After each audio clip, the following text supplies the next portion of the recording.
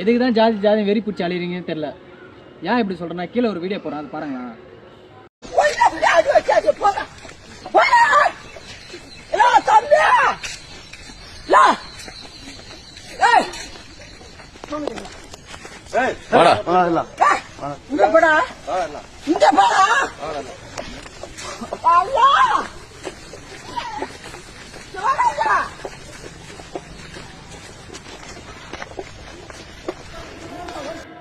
பார்த்தீங்களா, இந்த வயசான காலத்தில் தேவையா?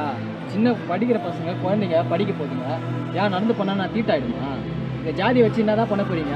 எல்லா மனுஷங்களும் சாவடிக்கலான்னு பார்க்குறீங்களா? அப்போ இதுலேருந்து ஊறி போனதுனால தான் இப்படி பண்ணுது. அப்போ தான் நீங்கள் ஜாதி ஜாதி சொல்லி வெட்டின்னு அழிஞ்சுன்னு சுற்றி இருந்தீங்க.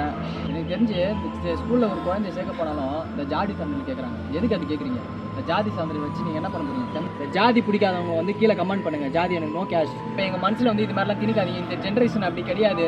இப்போ நிறைய மக்கள் மாறி நிறைய பேர் நல்லா தான் செய்கிறாங்க, எல்லாம் ஒன்றா தான் இருக்கிறோம்.